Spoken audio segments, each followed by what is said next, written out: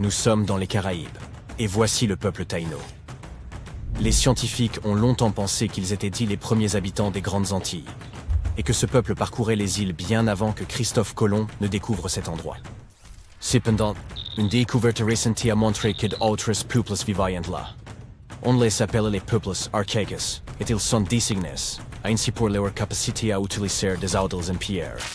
Ils disposaient de tout un tis d'outils polis, tels que des marteaux, des hatchets, d'une passe et des millers.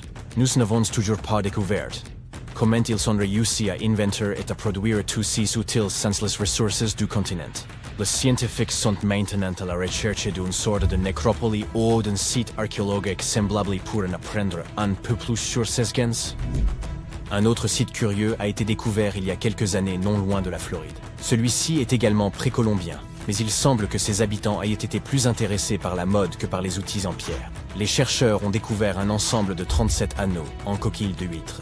De nombreux foyers possédaient ces anneaux et leurs occupants produisaient des perles à partir des coquilles de créatures marines. D'ailleurs, il y a longtemps, les perles n'avaient pas seulement un intérêt décoratif, mais constituaient également un instrument social. Les gens les cousaient sur leurs vêtements pour manifester leur pouvoir ou leur richesse. Parfois, les archéologues parviennent à découvrir des villes entières. C'est exactement ce qu'a fait Eleni Korka, une archéologue grecque. Elle a trouvé la ville perdue de Tenay en 2018. Ce n'était pas une heureuse coïncidence. Toute la recherche aura pris pas moins de 34 ans. Par ailleurs, Tenay était même considérée comme une ville mythique. La cité de Tenay fut fondée par les Troyens et les textes anciens affirmaient qu'elle était immensément riche. Yup, il semble que ces textes aient dit vrai. Les archéologues ont découvert environ 200 pièces de monnaie sur le site. Des bijoux ont également été retrouvés. Par exemple, un anneau de fer orné d'un sceau. Ils ont également trouvé une pièce d'or qui aurait servi à payer le voyage vers l'au-delà. Car oui, les gens de cette culture croyaient en l'existence de l'au-delà et qu'il leur fallait payer le billet pour y accéder. Les sols en terre cuite, en pierre et en marbre découverts nous aident à imaginer à quoi ressemblaient leurs habitations. Ah, et les archéologues y ont aussi trouvé des vases, bien entendu. L'un des premiers exemples d'art créé par l'homme se trouve dans la grotte d'Altamira, dans le nord de l'Espagne. Les peintures d'une grotte paléolithique sont assez particulières parce qu'elles ne sont pas monochromes, mais présentent plusieurs couleurs combinées. Pourtant, ces premiers chefs-d'œuvre sont restés longtemps cachés. Ils n'ont été découverts qu'en 1868 et cette grotte est aujourd'hui inscrite au patrimoine mondial de l'UNESCO. Malgré leur ancienneté, ces peintures sont bien préservées, car elles ont été bien isolées pendant tout ce temps. Comme la galerie était située au plus profond d'une grotte, il était presque impossible que des phénomènes climatiques extérieurs affectent ces chefs-d'œuvre préhistoriques. Nous sommes à présent en Angleterre, en 2009, et voici Terry Herbert, membre du club de recherche et de détection de métaux de Bloxwich. Un jour, il inspectait nonchalamment des terres agricoles labourées dans le Staffordshire avec son détecteur de métaux. Il espérait sans doute trouver quelque chose de spécial, mais je parie qu'il ne s'attendait pas à ce sur quoi il est tombé. Il a découvert une chose que les archéologues considéreraient plus tard comme le plus grand trésor d'orfèvrerie anglo-saxonne jamais mis au jour. Il existe une liste des objets découverts. Mais si je commence à te la lire, ça va nous prendre bien trop longtemps. Pour faire court, les archéologues ont retrouvé pour 5 kilos d'or, plus d'1 kilo d'argent et environ 3500 bijoux. Il n'est pas étonnant que cette découverte soit surnommée le trésor de Staffordshire Hoard. Le Birmingham Museum et plusieurs musées de poterie se sont cotisés pour racheter l'ensemble de la collection pour plus de 3 millions de livres. Les messages dans une bouteille sont un phénomène culturel célèbre que l'on voit souvent dans les films. Mais il s'avère que cette méthode de conservation des lettres est tout à fait efficace. Les manuscrits de la mer Morte en sont la preuve. Dans les années 1940, des bergers bédouins ont découvert dans une grotte 7 manuscrits contenus dans des jarres d'argile. Il a été établi que ces rouleaux avaient environ 2000 ans. Mais ces manuscrits n'étaient que le début d'une série de grandes découvertes. Les Bédouins ont revendu ces manuscrits, mais les gens ont continué à en trouver d'autres. La dernière découverte a eu lieu en 2021. Et qui sait, peut-être y en a-t-il d'autres à découvrir. Une autre œuvre d'art retrouvée récemment dans une grotte est un coquillage peint. Ce fossile a été découvert dans le nord de l'Italie, et les chercheurs pensent que ces fossiles ont pu être collectés par des Néandertaliens. Cette découverte est curieuse pour une raison. On pense que les Néandertaliens étaient tout à fait primitifs. Mais ce coquillage tend à prouver le contraire. En 2004, Robert Muckle, professeur d'archéologie, a entendu parler d'un site particulier caché dans les forêts montagneuses de la côte nord de la Colombie-Britannique. Muckle savait que quelques vieilles boîtes de conserve et une lame de scie y avaient été découvertes. On pensait que cet endroit était une sorte de camp de bûcherons, mais des fouilles approfondies, qui auront duré 14 ans, ont révélé autre chose. En fait, il ne s'agissait pas d'un camp de bûcherons, mais d'une colonie japonaise depuis longtemps disparue. Les archéologues y ont découvert environ 1000 objets, bols à riz blancs et bleus, théières, montres de poche, bouteilles de saké et boutons de chemise. Les poteries n'étant pas très bien conservées, ils n'ont retrouvé que quelques centaines de fragments. Dans l'une de ses interviews, Muckle a mentionné qu'ils avaient également mis au jour les vestiges d'un bain public. La communauté qui vivait là était assez réduite, puisqu'on n'y a retrouvé que 14 maisons tout au plus. Les archéologues pensent qu'ils ont pu vivre ici en secret. Au fil des siècles, les préférences des hommes ont évolué. La mode a bien évidemment changé, nos maisons aussi, sans parler de nos technologies. Mais il y a une chose qui est restée la même, notre amour pour la bonne chair. Des archéologues sont parvenus à découvrir quelques-uns des plus anciens restes de la nourriture favorite de l'homme. En inspectant des poteries anciennes, ils ont réussi à déceler des traces des mets les plus appréciés, datant d'environ 2000 avant notre ère. Toutes celles espèces in siècle, et deviennent de quelle nourriture ils s'agissent. Non, ce n'est pas de la pizza ou des pites, mais del huile d'olive. Et ce n'est pas tout, des chercheurs égyptiens ont découvert une substance grumeleuse dans d'anciennes jarres, qui s'est avérée être du fromage. Il datait du XIIIe siècle avant notre ère. J'imagine que ça ne sentait pas la rose, puisque ce fromage est estimé à plus de 3000 ans et qu'il était infesté de bactéries. Fait intéressant, ce fromage devait être tout à fait exquis. Après l'avoir analysé, les scientifiques sont arrivés à la conclusion qu'il avait été conçu avec différents laitages. Ils avancent que les anciens utilisaient un mélange de lait, de vache et de brebis ou de chèvre. Tu t'es probablement dit, bon, vous avez parlé de l'huile d'olive et du fromage, mais qu'en est-il du pain? Bien sûr, le pain est indissociable de la quasi-totalité des cultures, et différents peuples ont eu leur propre type de pain. Il existe d'ailleurs des preuves scientifiques que le pain a été l'un des premiers mets que l'homme a appris à cuisiner. Une équipe d'archéologues a retrouvé un pain vieux de plus de 400 000 ans, 14 400 pour être précis. Ce qui est étrange, c'est qu'à l'époque, les gens ne connaissaient pas l'agriculture. Ils n'étaient que des chasseurs-cueilleurs. Et techniquement, ce vieux pain précède l'âge de l'agriculture de 4000 ans. Eh oui, il y a encore beaucoup à apprendre sur l'ancien monde. Et voici le... Non, pas le soleil de la chanson des Beatles, mais voici l'info bonus. D'accord, il s'agit bien des Beatles. Je sais, il ne remonte pas à si longtemps. Le groupe a été formé en 1960. Mais toutes nos informations n'ont pas besoin de remonter à plusieurs milliers d'années pour être cool. En 1966, les Beatles ont interprété en direct leur chanson Paperback Writer lors de l'émission Top of the Pops. Pour une raison obscure, la BBC a négligé d'enregistrer la performance, et tous les fans étaient persuadés qu'elle était perdue à jamais. Sauf que non. Il s'est avéré que David Chandler, un fan du groupe, avait enregistré l'émission avec son propre équipement. Cet enregistrement a été longtemps oublié et a demeuré dans son grenier pendant plusieurs décennies. Il a enfin été redécouvert en 2019. Il faut admettre que c'est une trouvaille plutôt stylée. Imagine que tu puisses passer une semaine entière à scruter des ruines anciennes et à prendre des photos des sites archéologiques les plus surréalistes qui soient. Serais-tu prêt à le faire? Alors, commençons à creuser. La première étape de ton périple est l'Asie du Sud-Est. C'est là que se trouvaient les ruines les plus impressionnantes. Commençons par Bagan, situé aux confins de la Birmanie. Il existe plusieurs façons de visiter le site, et tu es heureux d'avoir décidé de souscrire à 2 expériences différentes. La première est un voyage en montgolfière au lever du soleil. Juste avant l'aube, tu grimpes à bord du ballon et, dès que le soleil commence à poindre à l'horizon, tu entreprends de survoler cette région enchanteresse. Au fur et à mesure que le soleil s'élève dans le ciel, il se reflète sur plus de 2000 structures dorées de forme conique. Ce volume en montgolfière est plutôt bref, mais il permet d'avoir une vue imprenable sur la 60aine de kilomètres que couvre le site. De retour sur la terre ferme, tu loues un vélo et arpentes le village des ruines. Certaines d'entre elles sont à ciel ouvert et permettent un petit coup d'œil à l'intérieur.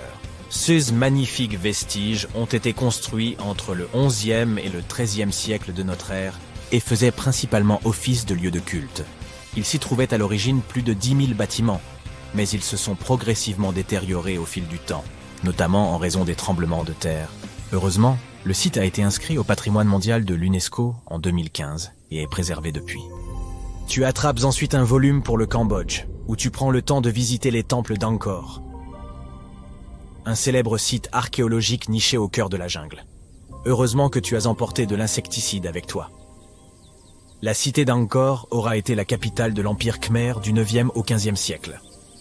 Et pour information, le mot Angkor signifie « capitale » en ancien sanskrit. Fondée par le roi Yasovarman Ier, la ville est devenue l'une des plus grandes cités du monde pré-industriel. Les chercheurs affirment que près d'1 million de personnes y auraient revécu. Encore aujourd'hui, Angkor est admiré pour son architecture étonnante. Le style khmer se reconnaît à l'emploi d'énormes blocs de grès. Et les tours du complexe auraient été autrefois décorées d'or. Mais aujourd'hui, le site ne consiste plus qu'en un labyrinthe de temples envahis de lianes. La ville fut abandonnée en 1431 pour n'être redécouverte que dans les années 1840. Oh, et si tu ne t'en doutais pas déjà, il s'agit également d'un site répertorié au patrimoine de l'UNESCO, et ce depuis 1992, des fois que tu voudrais te vanter auprès de tes amis de tes aventures culturelles à l'avenir. Ton périple se poursuit en Égypte. Tu es ici pour visiter le temple de Karnak, dans la cité de Luxor. Pour t'y rendre, tu optes pour le moyen le plus romantique, à savoir une croisière en bateau sur le Nil. En quittant le Caire, tu te diriges vers le sud jusqu'à atteindre la célèbre cité antique. Autrefois connue sous le nom de Thèbes, Luxor fut pendant des siècles la capitale de l'Égypte et un véritable centre administratif et économique. C'est pourquoi le complexe de Karnak est un site archéologique d'une telle importance.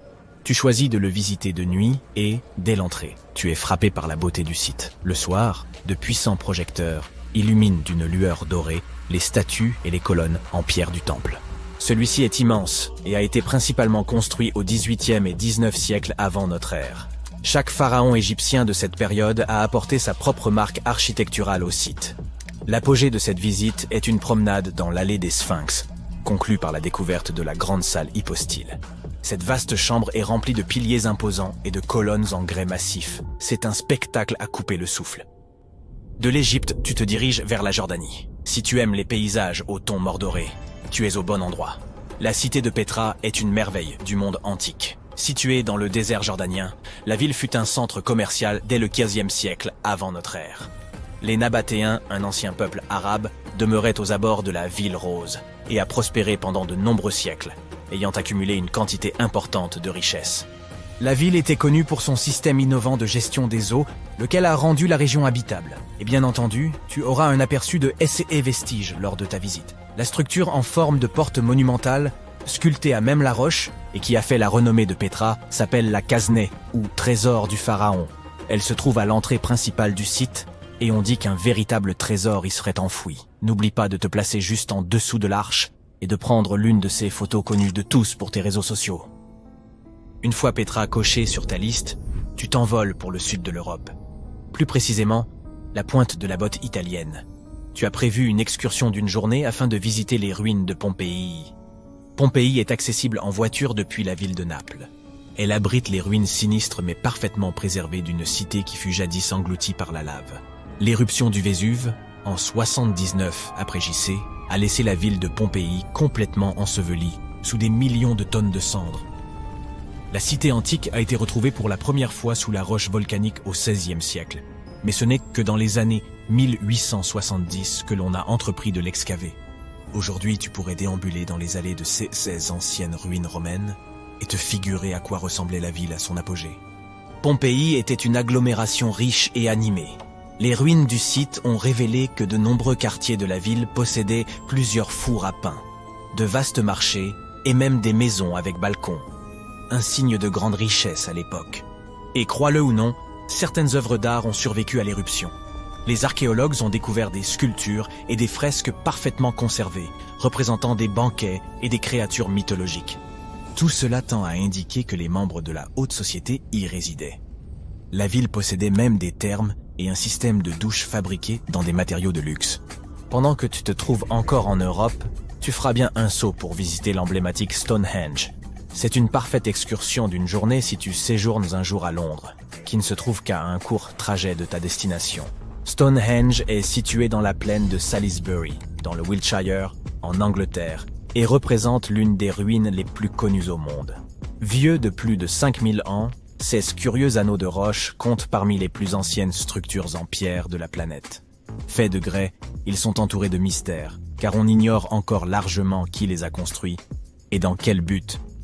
Les théories les plus répandues affirment que Stonehenge aurait été utilisé comme un calendrier solaire géant, construit pour aider les gens à garder le compte des jours, des semaines et des mois. Quel travail acharné pour créer un banal calendrier, n'est-ce pas? La dernière étape de ton voyage t'emmènera à la découverte de l'Amérique latine. Au Guatemala, en Amérique centrale, se trouvent d'anciennes ruines mayas. La cité perdue de Tikal est un site composé de 3000 bâtiments, les vestiges de l'ancienne capitale de l'Empire maya. Son importance était autrefois comparable à celle de villes comme Londres ou New York aujourd'hui. L'Acropole Nord est l'ensemble de monuments le plus ancien de Tikal.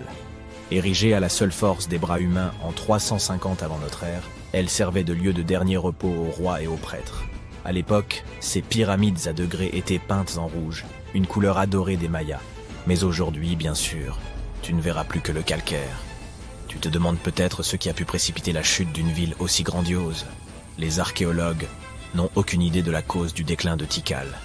Jusqu'à aujourd'hui, cette question demeure sans réponse. S'agit-il d'une famine? D'une épidémie? Peut-être ne le saurons-nous jamais. Envie de découvrir d'autres ruines mayas? Chichén Itzá est un site archéologique qui abrite les pyramides les mieux conservées de la planète. Située dans l'état mexicain du Yucatan, cette cité maya a plus de 1500 ans et elle abritait 35 000 personnes sur l'île à son apogée. Le site s'étend sur près de 500 hectares et comporte de nombreuses ruines. Son point culminant est El Castillo, un immense temple flanqué d'escaliers qui s'élève à 25 mètres au-dessus du sol. Sa particularité réside dans le fait qu'il comporte 91 marches sur chacune de ses 4 faces. En comptant la plateforme supérieure, cela fait un total de 365 marches, qui se trouve également être le nombre de jours de l'année solaire. Ouf! Quel voyage trépidant! Il est temps de rentrer à la maison et de méditer sur tout cela. À la prochaine fois. Imagine une ville fantôme, des bâtiments abandonnés couverts de graffitis, des carcasses de voitures rouillées, des routes au goudron fissuré. Et maintenant, ajoute à ça une épaisse couche de fumée noire qui sort du sol. Et le sol lui-même est chaud au toucher. Bienvenue à Centralia, en Pennsylvanie. C'était un endroit animé dans les années 1800 et jusque dans les années 1960. Ces riches mines de charbon ont attiré beaucoup de gens pour y travailler et y vivre. Mais en 1962, l'une de ces mines a accidentellement pris feu et un incendie a commencé à se propager sous terre. Le charbon est un combustible à combustion lente. Donc, les citoyens ont continué à vivre paisiblement pendant presque 2 autres décennies, jusqu'à ce que l'incendie commence à ronger la ville par le dessous. L'un des pires accidents a eu lieu lorsqu'un trou béant est apparu de nulle part dans le jardin d'une maison à Centralia. Heureusement, personne n'a été blessé, mais après cela, les gens ont commencé à partir. Au cours des 30 années suivantes, presque tout le monde a déménagé. En 2020, 5 personnes y vivaient encore. Mais à part cette poignée d'irréductibles, Centralia est bel et bien une ville fantôme. Les bâtiments abandonnés qui s'écroulent et les routes fissurées n'en sont qu'une petite partie. L'élément le plus inquiétant de cet endroit est la fumée qui s'échappe du sol par les fissures. L'incendie souterrain fait toujours rage, réchauffant la surface et détruisant lentement les restes de la ville. D'ailleurs, c'est ce qui a inspiré la célèbre ville fictive de Silent Hill. On estime que le brasier durera encore 250 ans, et d'ici là, il n'y aura plus que des terrains vagues brûlés dans la région. Si tu as peur des insectes, alors l'endroit suivant est probablement ton pire cauchemar. Les grottes de Gomantong en Malaisie pourraient être l'un des endroits les plus pittoresques du monde, s'il n'y avait pas leurs habitants. Tout d'abord, il y a les chauves-souris. Plus de 2 millions de ces animaux vivent dans les vastes étendues des grottes. Elles sont facilement effrayées, mais ce n'est pas forcément une bonne idée de leur faire peur. Imagine des millions d'horreurs ailées volant vers toi en panique. Deuxièmement, il y a des cafards. Et si le nombre de chauves-souris est plus ou moins déterminé, les cafards qui grouillent sur les sols et les murs des grottes sont impossibles à compter. Ils sont si nombreux que tu ne pourras pas faire un seul pas sans qu'une douzaine de ces bestioles ne rampent le long de tes jambes. Enfin, si tu réussis à ne pas crier à cause des cafards et à ne pas réveiller les hordes de chauves-souris, tu seras peut-être récompensé par d'autres merveilleux habitants des grottes. Il s'agit notamment de serpents, de scorpions et de mille-pattes géants venimeux. Charmant. Malgré tout, les grottes sont ouvertes au public et beaucoup de gens visitent cet endroit. Au milieu de nulle part, dans les terres désolées du désert du Karakoum en Asie centrale, il y a un grand trou dans le sol qui brûle pour toujours. On l'appelle le cratère de gaz de Darvaza, et c'est une véritable fosse, large et profonde, qui brûle depuis plus d'un demi-siècle maintenant. Les habitants l'appellent la porte des enfers, et la vue est effectivement effrayante. Il n'y a aucun moyen d'éteindre les flammes, et les scientifiques pensent que le cratère continuera à brûler pendant des siècles. La fosse est apparue en 1971 lorsqu'un groupe d'ingénieurs a fait des repérages dans la région et pensait être tombé sur un gisement de pétrole. Mais il s'est avéré qu'il s'agissait d'une poche de gaz naturelle, et lorsque la plateforme de forage a commencé à travailler sur le site, le sol s'est effondré. Les ingénieurs ont eu peur que le gaz toxique ne mette en danger les villes voisines. Alors, ils ont pensé qu'il valait mieux y mettre le feu et le laisser se consumer en quelques semaines. Mais, comme on peut le constater, le brasier est toujours aussi puissant. Le cratère est depuis devenu une attraction touristique populaire. Toutefois, il représente toujours un certain danger. Alors, des efforts sont faits pour éteindre définitivement les portes du monde souterrain. Imagine que tu vois un serpent incroyablement venimeux juste à côté de ton pied. Déjà assez terrifiant, n'est-ce pas? Maintenant, multiplie cette expérience par 2000. Et peu importe où tu essayes de courir, il y a des serpents tout autour de toi.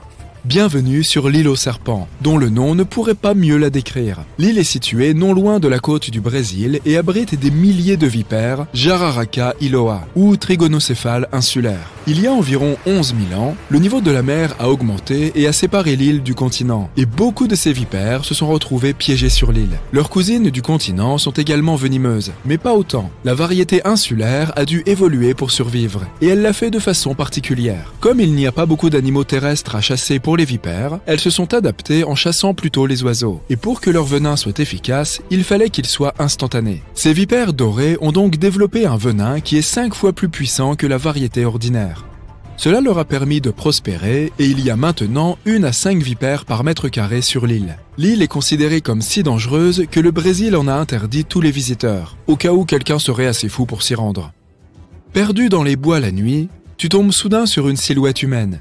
Soulagé, tu touches son épaule pour demander ton chemin. Mais elle est dure comme de la pierre et couverte de mousse. Puis, tu regardes le visage de la personne et ta bouche s'entr'ouvre d'horreur. Cette chose est tout sauf humaine. Un conseil judicieux serait de ne pas te promener dans le sud-est de la Finlande la nuit si tu ne veux pas vivre une expérience cauchemardesque. C'est là qu'un sculpteur finlandais renommé a créé un sinistre jardin de sculptures derrière sa propre maison. La collection principale consiste en 200 figures humaines dans diverses poses de yoga. Mais en te promenant, tu peux tomber sur des œuvres d'apparence plus sinistres. Par exemple, une figure cagoulée avec les bras tendus en avant et des trous noirs profonds à la place des yeux. Pour ajouter à cet aspect effrayant, de vraies dents humaines se trouvent dans la bouche de certaines statues. Le sculpteur est un ermite qui ne voulait pas quitter sa maison. Et quand on lui a demandé de prêter certaines de ses sculptures à des musées, il a répondu qu'il devait leur demander la permission d'abord. Il semble qu'elles aient refusé. Ces statues sinistres sont déjà assez effrayantes. Mais que dire de leurs copines, les poupées? Si tu te trouves un jour au Japon et que tu veux avoir la chair de poule, ne manque pas de visiter Nagoro. C'est un tout petit village situé dans le sud du pays. En passant devant ses maisons et ses cours, tu verras des villageois assis sur leur porche ou s'occupant de leur jardin. Rien de spécial. Jusqu'à ce que tu réalises qu'ils ne bougent pas et qu'ils ne le feront jamais. Parce que ce sont des poupées grandeur nature. L'une des résidentes locales est retournée dans sa ville natale en 2002 et a entrepris de fabriquer des épouvantails empaillés dans les jardins et les champs. Mais cela a évolué d'une activité pratique à une sorte de travail de mémoire. Chaque fois qu'un de ses voisins quittait le village ou mourait, elle fabriquait une poupée grandeur nature à son effigie. Elle les faisait comme elle se souvenait d'eux, donc toutes ces poupées font ce que des personnes normales feraient.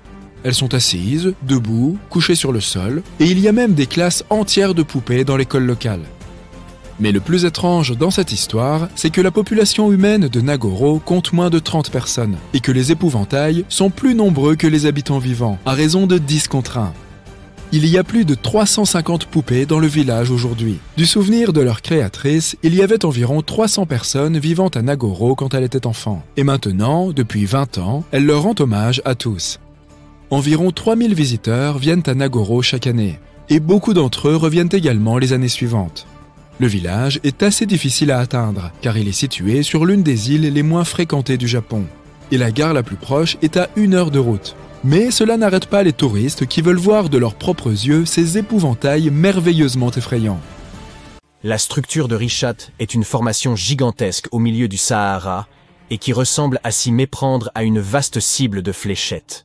Elle est si grande que l'on peut la voir de l'espace. Même la CIA s'y est intéressée à elle. En 1965, ils avaient prévu de la survoler, à la recherche d'anomalies géomagnétiques. Les résultats sont toujours classifiés aujourd'hui.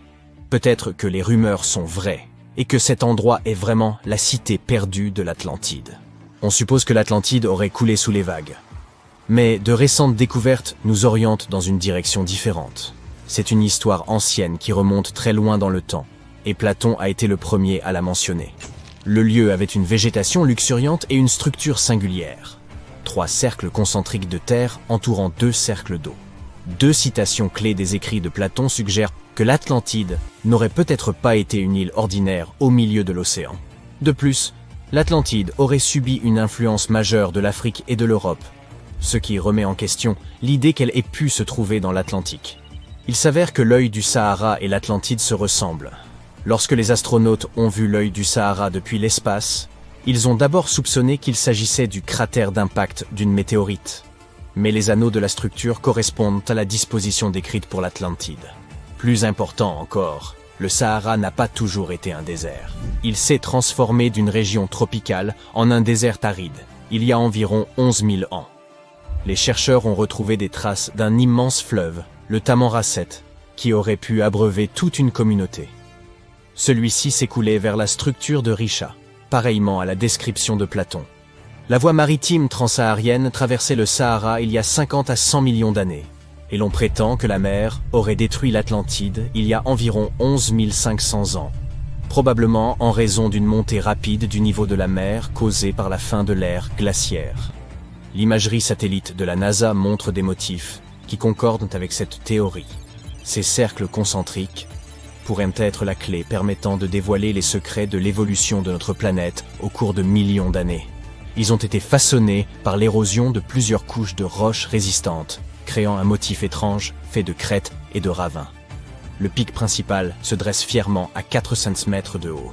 La partie centrale a subi une transformation significative due à l'érosion, développant une structure circulaire avec un pic élevé. Contrairement au cratère d'impact, l'œil du Sahara présente une symétrie et un équilibre frappant.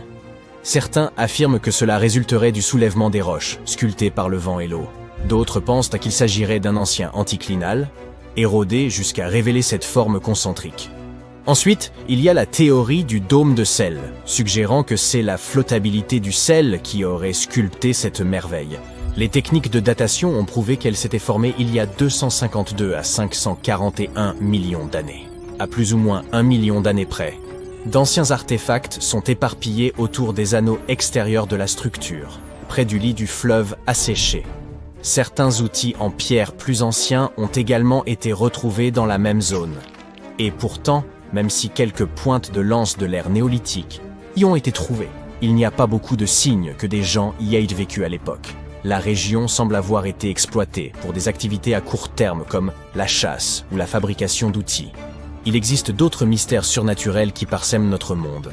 L'une de ces énigmes se trouve en Norvège. Le sinistre phénomène des lumières d'Esdalen, également connu sous le nom de vallée des lumières, laisse les scientifiques perplexes. Cette vallée a une largeur de 15 km. Elle est assez reculée, mais une étrange boîte bleue se trouve en haut de la colline, équipée de caméras qui scrutent le vallon en contrebas. L'inquiétante saga a commencé dans les années 80, lorsque le ciel nocturne au-dessus de Esdalen s'est paré de boules de feu incandescentes. Un spectacle récurrent qui a fait frémir tous ceux qui l'ont vu. Ce n'était pas un phénomène éphémère. Bien au contraire, il s'est reproduit très régulièrement. Terrifiés, les habitants ont signalé des contacts avec ces phénomènes lumineux inexpliqués, dont certains se seraient produits près de leur maison. La peur s'est propagée comme une traînée de poudre. À son apogée, on comptait environ 20 apparitions chaque semaine. Le phénomène a fait son chemin dans les journaux, les magazines et les médias du monde entier. Bien vite, les gens ont afflué dans la vallée, espérant voir ces lumières par eux-mêmes. En 1984, des experts se sont joints à la cohue, armés d'instruments sophistiqués comme des magnétomètres, des radiomètres et bien d'autres trucs-o-mètres. Ce qu'ils ont observé était sidérant. Ces lumières défiaient toute explication. Certaines se déplaçaient à un rythme tranquille, tandis que d'autres traversèrent le ciel à une vitesse fulgurante de 30 000 km/h. Les gens ont bien essayé de les expliquer. Avions, reflets lointains, foudre en boule, satellites, planètes, météores. Mais la vitesse et la façon dont ces lumières dansaient éclipsaient toutes ces théories. Nous nous approchons lentement d'un autre lieu mystérieux. C'est le plus grand lac subglaciaire parmi les 675 lacs connus d'Antarctique. Il pourrait facilement abriter des formes de vie inconnues. Ce lac se trouve sous l'Inland 6, Est-Antarctique. Si vous plongez à environ 4 km sous la glace, vous y verrez le lac Vostok, situé à 200 mètres sous le niveau de la mer. Ce lac est long de 2 cents, 50 km, et large de 50 km, à son point le plus étendu. Avec une profondeur moyenne de 430 mètres, c'est aussi le 6e plus grand lac du monde en termes de volume. Il ressemble à une cité sous-marine, avec de hauts piliers et de profonds bassins. Ce lac secret a été découvert en 1993. Pourtant, il attendait d'être découvert depuis plus de 2000 ans, conservant tous ses secrets. En 2012, les scientifiques ont foré la glace, prélevant la plus longue carotte de glace de toute l'histoire. Ils ont traversé la calotte gelée jusqu'à la surface du lac. L'année 2013 a apporté un rebondissement inattendu, lorsque ces eaux tranquilles ont surgi lors de l'extraction d'une carotte de glace, se mêlant au fluide de forage. Puis, ils ont enfin obtenu un échantillon d'eau pure en 2015. Certains pensent qu'il pourrait se trouver des formes de vie inconnues par là-bas, car c'est une réserve d'eau fossile qui n'a pas été touchée depuis des millions d'années. Cela pourrait beaucoup ressembler à ces océans recouverts de glace que l'on soupçonne d'exister sur des lunes comme Europe et Encelade. Tout a commencé avec une théorie du 19e siècle, suggérant que de l'eau douce serait cachée sous les calottes glaciaires de l'Antarctique. Ensuite, en 1959, des levées sismiques ont laissé entreapercevoir l'existence d'un lac sous-glaciaire. Et dans les années 90, les données satellites ont confirmé l'existence du lac Vostok. Il n'est d'ailleurs pas seul. En 2005, on a découvert une île au milieu du lac. Ensuite, 2 lacs plus petits se sont joints à la fête. On soupçonne qu'un réseau secret de rivières sous-glaciaires aurait pu connecter ces lacs. Très loin de l'Antarctique, au Venezuela, la foudre de Catatumbo offre un stupéfiant spectacle lumineux à la confluence du fleuve Catatumbo et du lac Maracaibo. Cet inquiétant phénomène électrique se produit environ 140 à 160 nuits par an durant 10 heures par jour et peut libérer jusqu'à 280 éclairs en une seule heure. La fréquence de ce spectacle de foudre change avec les saisons et d'année en année. Il a connu une pause de janvier à mars 2010, ce qui a suscité l'inquiétude qu'il pourrait disparaître à jamais. Au coucher du soleil, les vents de l'Est commencent à gagner en intensité. Ce vent fort est appelé un jet nocturne à basse altitude, comme ce que l'on peut observer dans les grandes plaines d'Amérique du Nord. Ces vents apportent de l'humidité, principalement des Caraïbes et du lac en lui-même. Cet air humide rencontre les hauts sommets de la cordillère, entraînant la création d'orages sur les montagnes. Grâce à la constance de ces vents, d'autres orages apparaissent au fur et à mesure que la nuit avance. Ce schéma se répète. C'est pourquoi cette région a le taux annuel d'éclairs le plus élevé au monde. Le prochain endroit que les scientifiques sont incapables d'expliquer se trouve en Chine. Il s'agit des grottes de Longjiu. Elles présentent des voûtes hautes et inclinées et de robustes piliers. L'endroit est resté caché pendant des siècles. Ces cavernes, créées par l'homme, creusées il y a environ 2000 ans, n'ont décidé de se révéler que dans les années 90. Des agriculteurs locaux ont drainé les étangs et révélé 5 cavernes massives. Des fouilles supplémentaires ont exposé 19 autres grottes plus petites. Elles allaient de 20 à 35 mètres de large pour 10 à 20 mètres de hauteur. Des archéologues y ont retrouvé des reliques anciennes datant du règne de l'empereur Han Xuandi, remontant à plus de 2000 ans. Comment ces grottes ont-elles survécu pendant plus de 2 millénaires sans s'effondrer? Aucune trace écrite n'explique la manière dont elles ont été conçues. Les murs présentant des marques de bourrines, laissant supposer une activité de sculpture couche après couche. Mais le processus exact de construction demeure un casse-tête. Il fait nuit, et tu t'apprêtes à pénétrer dans la dernière demeure du pharaon Toutankhamon. Tu n'as pas de torche, mais tu t'es au moins muni d'une lampe de poche. Tu descends plusieurs étages, et tu remarques que les murs sont gravés de hiéroglyphes et de ce qui ressemble à un sort. Le sort dit « Ceux qui emporteront quoi que ce soit de cet endroit seront maudits ». Même si tu n'y crois pas vraiment, ça te fait un peu peur. Tu trouves une énorme porte en pierre. Est-ce un piège? Tu réussis à l'ouvrir, mais non, derrière, la salle est vide. Tu consultes ta carte. Il semble que tu suives la bonne direction. Au bout de plusieurs heures, tu comprends que tu es pris au piège dans un labyrinthe. Tu essayes de revenir sur tes pas, mais tu ne trouves plus la porte par où tu es entré.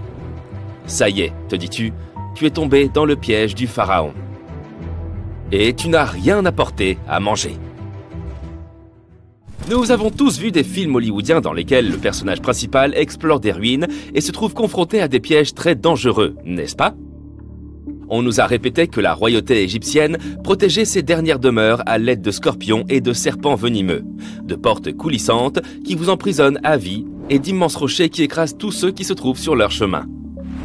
Mais ces pièges étaient-ils vraiment réels? Je regrette d'avoir à te l'annoncer, mais il ne s'agit que de fiction. Ces pièges sont trop complexes techniquement pour que des civilisations anciennes aient pu les concevoir. Mais ça ne veut pas dire qu'il n'y avait pas de pièges du tout. Les civilisations anciennes, comme celles des Égyptiens et des Mayas, construisaient des monuments qu'elles dédiaient à leurs grands morts. Ces structures témoignaient souvent de la position qu'occupait la personne dans la société.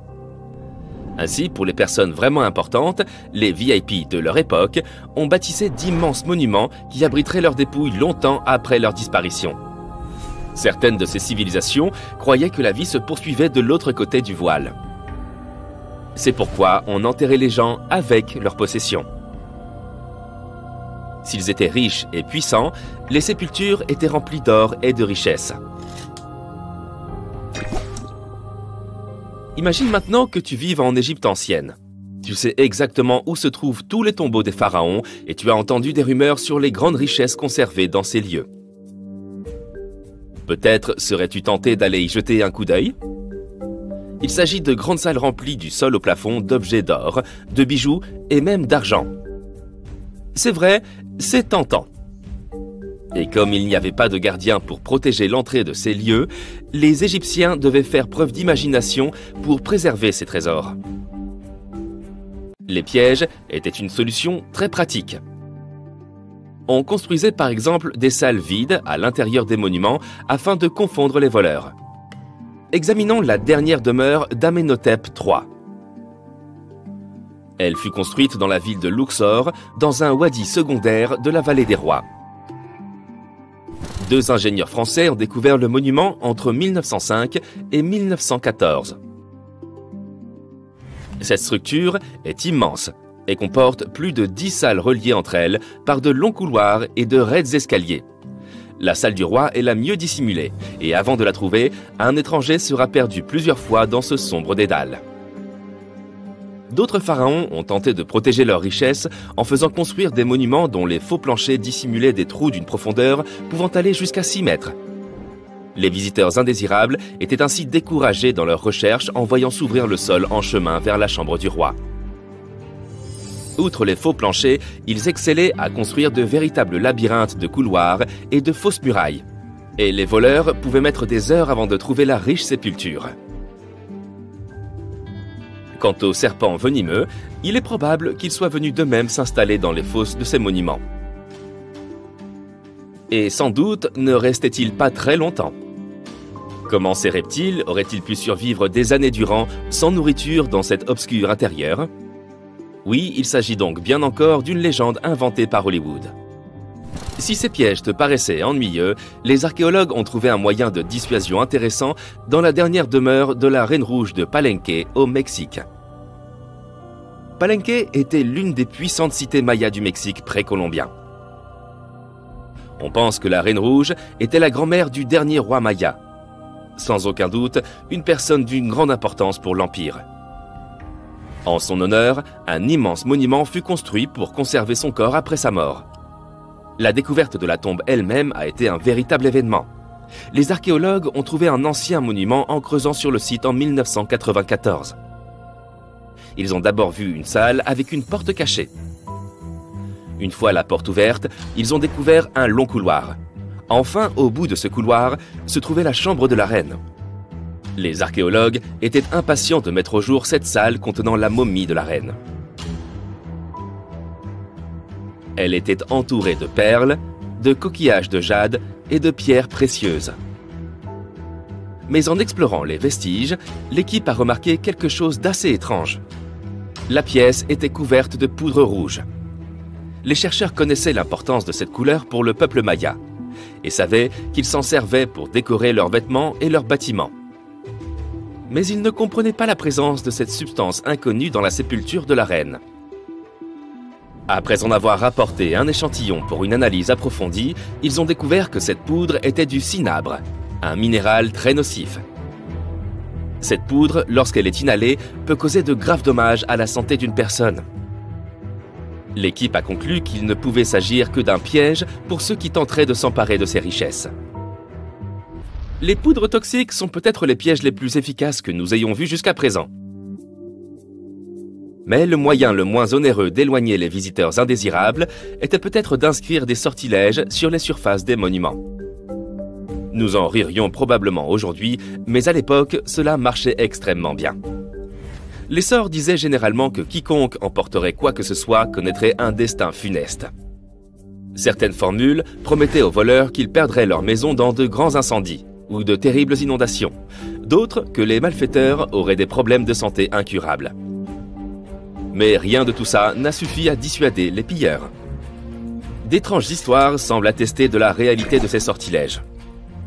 L'une d'entre elles est celle du célèbre égyptologue britannique Howard Carter, responsable de la découverte de la tombe du pharaon Toutankhamon dans les années 1920. Après des mois de fouilles infructueuses, Carter a découvert cette sépulture par hasard. Il a trouvé l'entrée d'un escalier sous le sol dans lequel il creusait depuis des mois. Aidé d'une équipe, il a dégagé les amas de sable qui en bloquaient l'entrée et a découvert une porte. Plusieurs symboles étaient gravés sur celle-ci. Et Carter savait que cela ne pouvait que signifier qu'une personne très importante avait été enterrée à cet endroit. Et il avait raison. À l'aide de son burin, il fit un trou dans le coin supérieur gauche de la porte en s'éclairant à la flamme d'une bougie. Il n'en croyait pas ses yeux. Devant lui, de nombreux objets d'or ainsi que des joyaux brillaient de tout leur feu. Carter venait de découvrir la dernière demeure de Toutankhamon, perdue depuis 3000 ans. Mais l'histoire ne s'arrête pas là. Cette découverte s'accompagna d'une série d'événements malheureux qui portent à croire qu'un sort avait été jeté.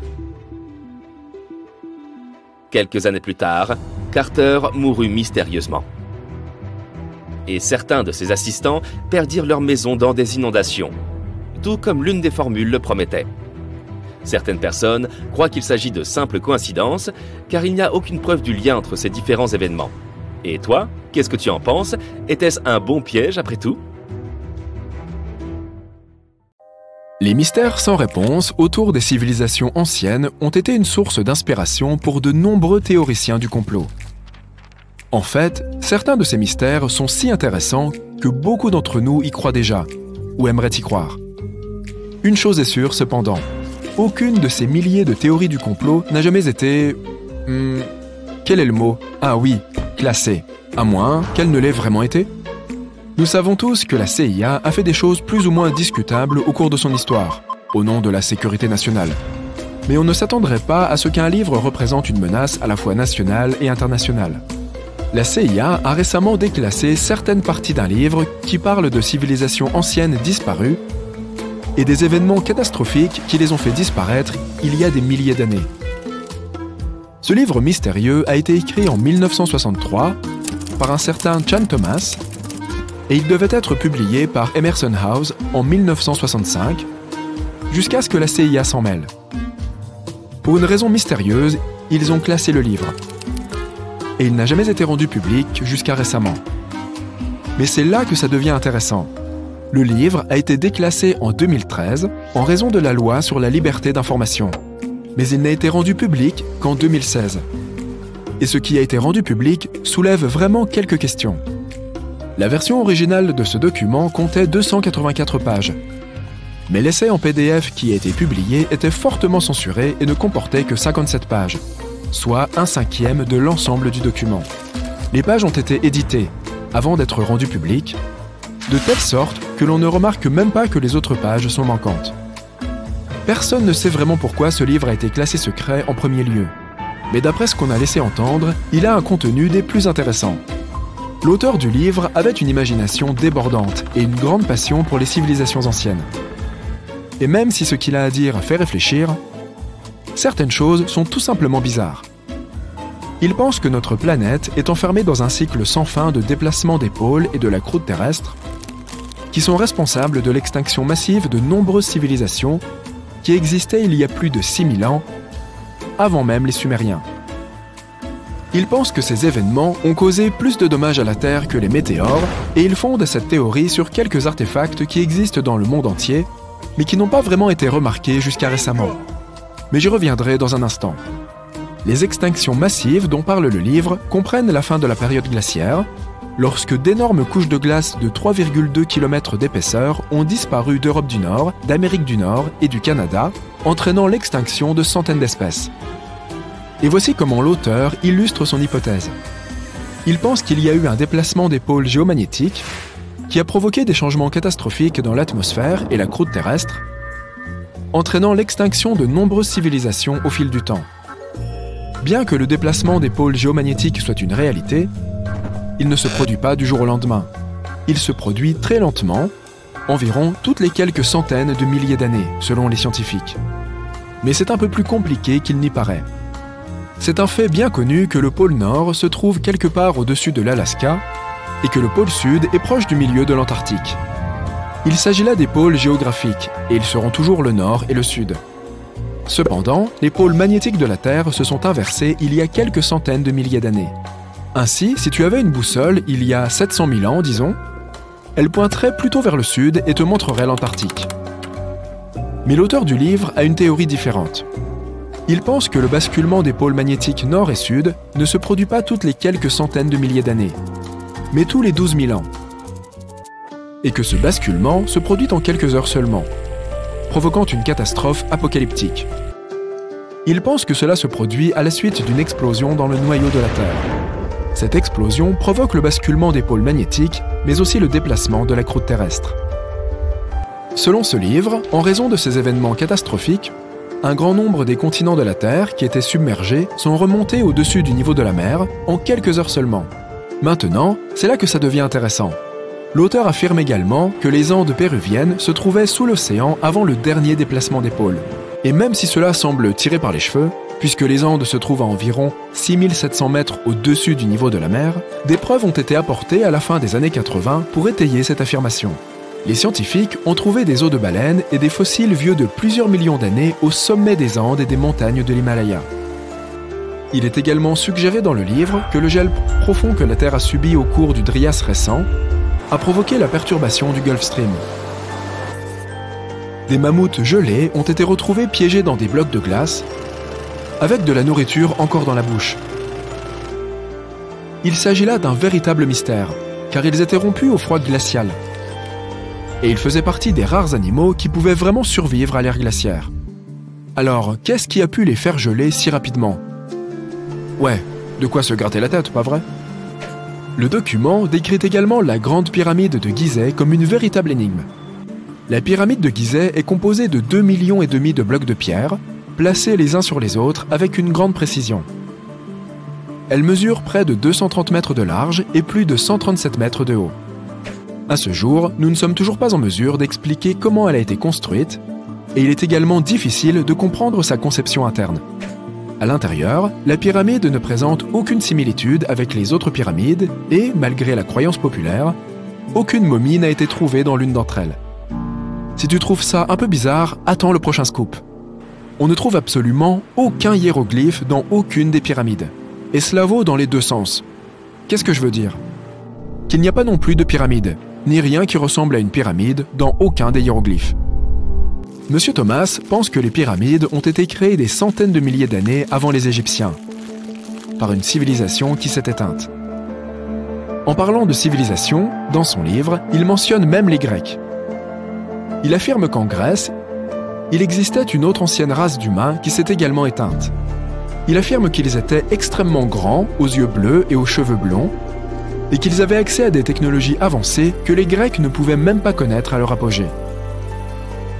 Avant de nous éloigner des blocs de pierre, parlons d'un autre mystère. Le temple de Bacchus, à Baalbek, au Liban, et ses gigantesques blocs de fondation. Ces pierres, qui constituaient Héliopolis, ont également été utilisées pour le temple de Rome. Les fondations des temples sont faites de pierres trilithes de 900 tonnes. Et, selon l'auteur, c'est la preuve qu'il devrait exister une ancienne civilisation perdue avec une technologie plus qu'avancée. La plupart des archéologues affirment que ces pierres ont été taillées par les Romains. Cependant, il n'y a aucune preuve pour étayer cela. Les Romains n'avaient pas l'équipement technologique pour fabriquer de telles pierres ou les soulever. Tu peux donc te demander, et s'ils les avaient simplement façonnées sur place? Eh bien, ces pierres ont également été soulevées à 9 mètres de haut et ont été placées les unes à côté des autres avec une précision mathématique. Et n'oublions pas les blocs au sommet d'Héliopolis, qui pèsent environ 800 tonnes chacun. Mais attends d'entendre la meilleure. Les Romains ne revendiquent même pas le mérite de ces mégalithes. Ils prétendent avoir bien construit les côtés, mais ils ne s'attribuent aucun éloge pour ces pierres de fondation extraordinairement grandes et lourdes. L'auteur fait également une remarque intéressante sur la distance entre la capitale romaine et Baalbek au Liban. Pourquoi les Romains auraient-ils flanqué les plus grandes pierres monolithiques du monde dans une région aussi éloignée de leur capitale, sans jamais s'en attribuer le mérite? Eh bien, les amis, c'est un grand mystère pour moi. Passons maintenant à l'énigme la plus intrigante. L'île de Pâques, qui se trouve au milieu de l'océan Pacifique. L'auteur se demande comment les gens ont pu la trouver, ou même s'installer sur une île aussi éloignée il y a si longtemps. L'un des symboles de l'île de Pâques sont les statues Moai, et le mystère entourant qui elles pourraient bien représenter et pourquoi. Une question encore plus importante est de savoir comment elles ont été créées, puis déplacées et positionnées aux endroits où elles se trouvent. Selon ce document déclassé, l'île de Pâques faisait partie d'un continent aujourd'hui perdu, appelé Mu. Et elle a été engloutie dans l'océan Pacifique lors d'un cataclysme qui s'est produit pendant l'un de ses déplacements des pôles. Le continent de Mu, selon le livre, était aussi grand que l'Amérique du Sud, et ce que nous appelons maintenant l'île de Pâques est tout ce qu'il reste de ce continent. L'auteur pense également que c'est ce qui s'est passé avec la cité perdue de l'Atlantide. Platon est même cité à ce sujet, affirmant que toute la cité atlante a sombré plusieurs kilomètres sous les flots en un seul jour. Même si cette histoire semble tout à fait intrigante et présente des points fascinants, nous savons que, scientifiquement parlant, un déplacement cataclysmique des pôles, entraînant l'extinction de civilisations entières, n'est tout simplement pas possible. Supposons qu'une autre espèce, humanoïde ou delphinoïde, ait pu exister il y a des millions d'années. Comment retrouver sa trace? Dans un épisode de Doctor Who, il était question d'une civilisation industrielle non humaine ayant existé sur Terre bien avant nous. Ces reptiles, appelés siluriens, furent contraints de s'enfoncer dans les profondeurs de la Terre à la suite d'une hausse catastrophique des températures. Ils y survécurent pendant des siècles. C'est ce qui a incité les scientifiques à créer l'hypothèse silurienne. S'il existait une civilisation avancée avant la nôtre, nous devrions en trouver les traces quelque part. Eh bien, essayons. Le climatologue Gavin Schmidt et l'astrophysicien Adam Frank ont décidé de se pencher sur la question. Toute civilisation technologiquement avancée est avide d'énergie. Ces scientifiques recherchent donc des effets globaux qui laisseraient une trace importante. Par exemple, des indices de processus industriels à grande échelle, comme les usines et les fabriques, et leurs résidus. Vient ensuite la question de la durée de vie de ces civilisations. Si elles ont existé sur une longue période, nous devrions rechercher des signes durables, tels que des résidus de combustion de matières fossiles, des extinctions massives, des substances chimiques synthétiques non présentes dans la nature et même des traces de fission nucléaire. En fait, nous devrions rechercher toutes les choses que l'homme laisse aujourd'hui derrière lui comme preuve de ses activités. Malheureusement, ces preuves ne sont pas si faciles à trouver. Imaginons un scénario inquiétant. L'humanité disparaît soudainement. Même si nous avons l'impression que nous avons apporté beaucoup de changements à notre planète, une civilisation future, dans des millions d'années, aurait du mal à trouver des vestiges de notre existence. Pourquoi ? Notre planète existe depuis 4 ou 5 milliards d'années. La vie complexe sur Terre existe depuis plus de 400 millions d'années. En comparaison, notre période industrielle n'a duré qu'environ 300 ans et nous n'avons toujours pas laissé de traces significatives.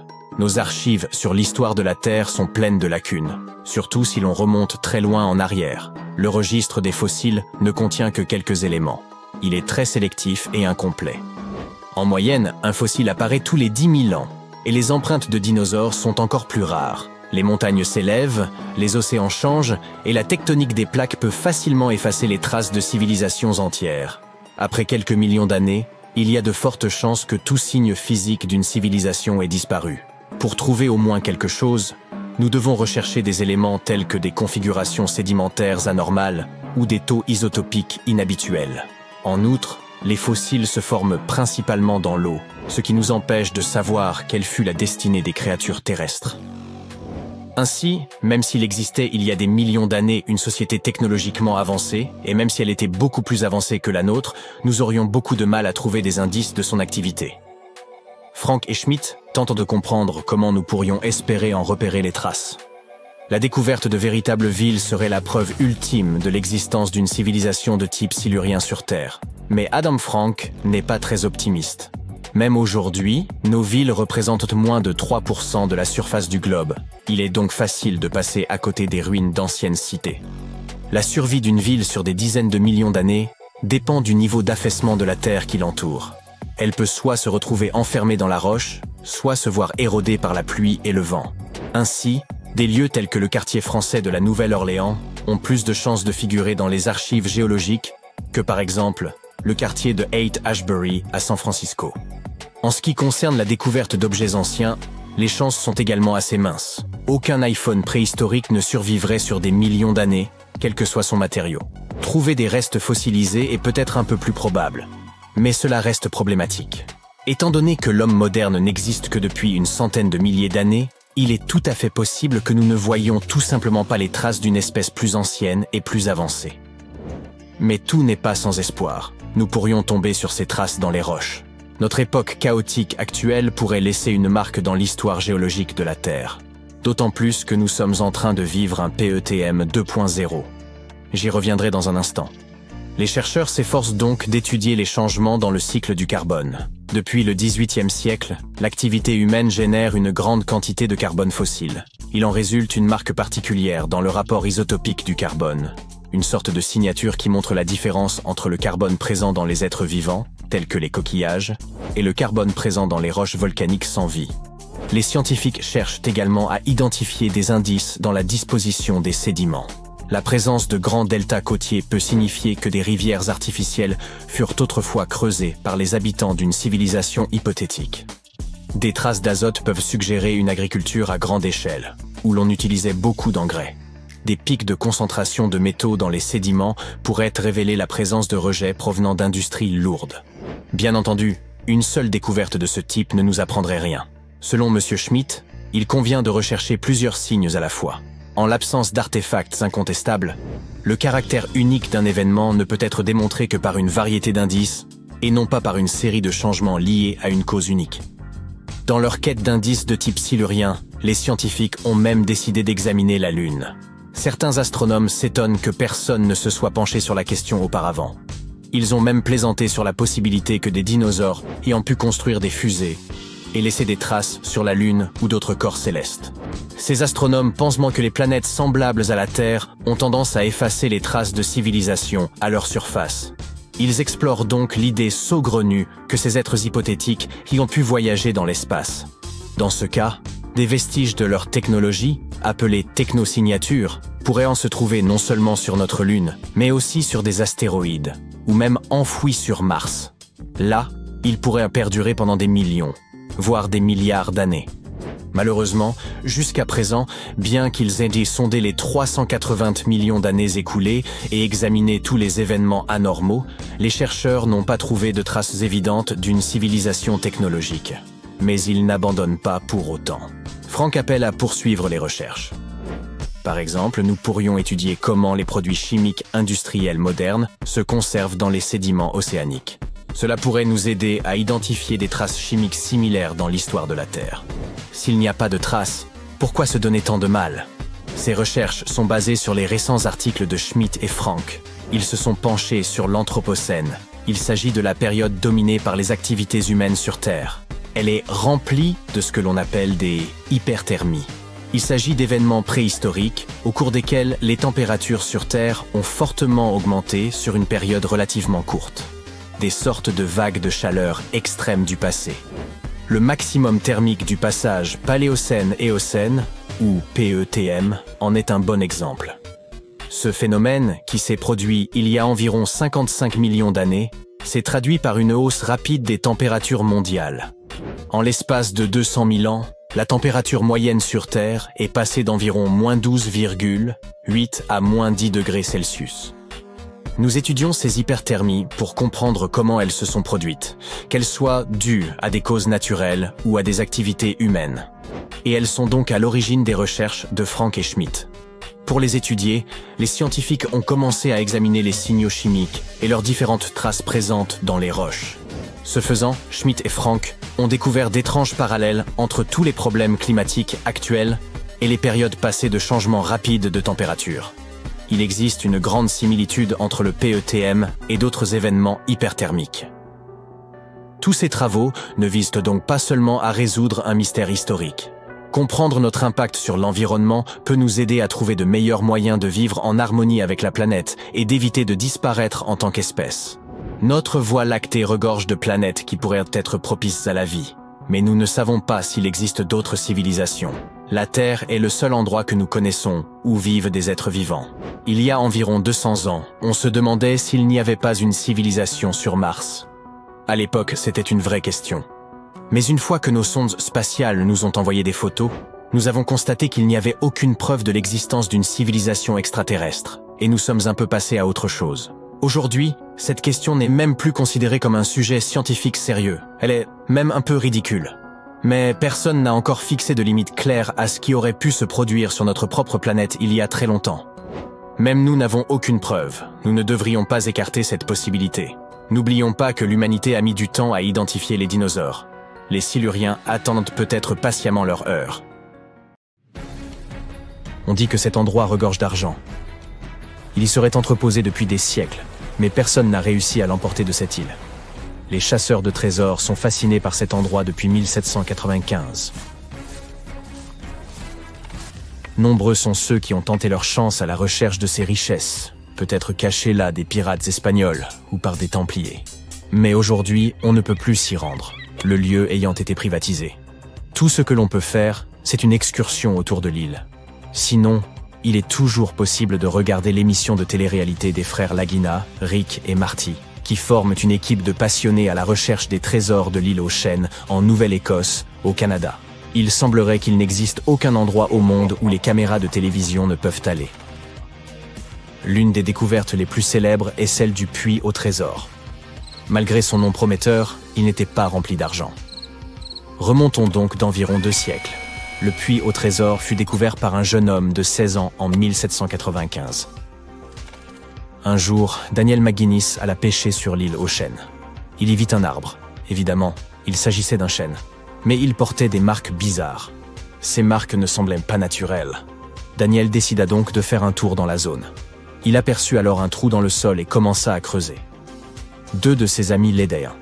Mais au lieu d'un trésor, les garçons ne trouvèrent que des plateformes de bois placées sous terre à intervalles réguliers. Ça ressemblait à une cachette pour de l'argent ou des bijoux, mais ils ne découvrirent rien de précieux. Cependant, il y avait quelque chose d'étrange au fond de ce puits. Quelqu'un y trouva une pierre de granit sur laquelle était gravée une inscription. Nombreux sont ceux qui ont tenté de la déchiffrer, mais la plupart ont échoué.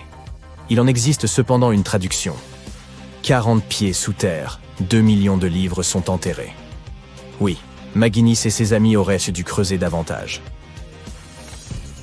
L'autre élément amusant du puits au trésor est la fibre de noix de coco qui s'y trouve. On dit que de grandes quantités de cette fibre ont été découvertes à une profondeur de 18 mètres. Cela ne te surprendra peut-être pas, mais je dois te rappeler une chose. L'île aux chênes se trouve en Nouvelle-Écosse, au Canada. Les cocotiers n'y poussent pas. Les plus proches se trouvent à environ 2500 km de la Nouvelle-Écosse. Quelqu'un aura donc apporté cette fibre à dessein. Des chercheurs ont émis l'idée que la fibre de noix de coco aurait pu être utilisée pour fabriquer des cordes et descendre les trésors dans le puits. Ensuite, voici deux étranges mystères. À la fin des années 1800, la Oak Island Treasure Company inspecta et fouilla l'île de fond en comble. Tout le monde pensait que quelque chose d'énorme y était caché. Les hommes réussirent à creuser à 46 mètres sous terre, ce qui équivaut à 15 panneaux stop les uns sur les autres. Comme tu t'en doutes, ils ne trouvèrent pas les tonnes d'or et de diamants qu'ils espéraient. Mais ils découvrirent un manuscrit. Selon une théorie, il s'agirait d'un des manuscrits perdus de Shakespeare. Certains scientifiques pensent qu'il a été caché là par l'écrivain et savant Francis Bacon, peut-être le véritable auteur des œuvres de Shakespeare. Oui, une rumeur veut que ce soit Francis et non William qui ait écrit toutes ces pièces et ces sonnets. Mais cela n'a jamais été prouvé. Le puits au trésor est peut-être le puits le plus célèbre de l'île aux chênes. Mais ce n'est ni le seul, ni le premier. Avant sa découverte, les chasseurs de trésors avaient foré la terre dans la baie de Smith. Lors de la construction d'un barrage, ils trouvèrent une structure de bois. Elle avait la forme d'un U et portait des chiffres romains. Après analyse, les spécialistes affirmèrent qu'elle datait de 1769. Le puits au trésor fut découvert 26 ans plus tard. Ce fait a donné lieu à de nombreuses spéculations selon lesquelles cette structure aurait pu faire partie du puits au trésor que tout le monde recherchait. Maintenant, regarde cette pièce des Templiers. Ce n'était pas la première découverte sur l'île, mais elle fut cruciale. Même si cela ne semble pas très important aujourd'hui, à l'époque médiévale, ces pièces permettaient d'amasser une quantité incroyable de richesses. Elles étaient généralement stockées dans les forteresses européennes. Pour les chasseurs de trésors, cette pièce était extrêmement significative. La logique est simple. S'il y a une pièce de ce type, il doit y en avoir d'autres. Et ils avaient raison, cette découverte ne fut pas unique. On trouva un carreau d'arbalète sur la rive sud-ouest de l'île. Les experts estiment qu'il date du XIIIe siècle. Mais là encore, ce n'est pas ce que cherchaient les chasseurs de trésors. On découvrit d'autres pièces sur l'île. Rick et Marty Lagina sont tombés sur celle-ci dans un marécage. Elle est en cuivre et provient cette fois d'Espagne. Au départ, ils ne purent déchiffrer que le chiffre 8 sur sa surface. Mais plus tard, des experts se penchèrent dessus et affirmèrent qu'elle avait été fabriquée aux alentours du XVIIe siècle. Ils réussirent à bien la nettoyer et virent la date de 1652 gravée dessus. Selon une théorie, des explorateurs espagnols auraient trouvé un trésor mais l'auraient caché au lieu de l'apporter au roi. Il est donc possible que cette pièce soit tombée d'un coffre rempli de pièces et de bijoux et qu'elle fasse partie du trésor que tout le monde recherche. Ou peut-être que quelqu'un l'aura accidentellement perdu en cherchant le vrai trésor. Qui sait? Gary Drayton est un autre chasseur de trésors célèbre. Gary et son équipe, accompagnés de Rick Lagina, ont découvert 2 pièces de monnaie sur l'île. Il s'agit de pièces Britannia du roi Charles II datant du XVIIe siècle. L'une d'entre elles porte une inscription très nette, indiquant qu'elle a été frappée en 1771. Un autre trésor des marais, probablement d'origine espagnole, fut encore découvert. Il s'agit cette fois d'une bague en argent. Un spécialiste l'a étudiée de près et a affirmé qu'elle a été réparée 2 fois. L'anneau a été agrandi 1 fois et raccourci 1 autre fois. Il est orné d'un motif floral, très populaire dans l'Europe des années 1730. Parmi les autres objets mystérieux découverts par Rick et Marty, il y a un bouton d'argent. Il est assez ancien. Il remonterait au milieu du XVIIIe siècle, avant la découverte du puits au trésor. Cette découverte n'a donc pas été jugée très importante.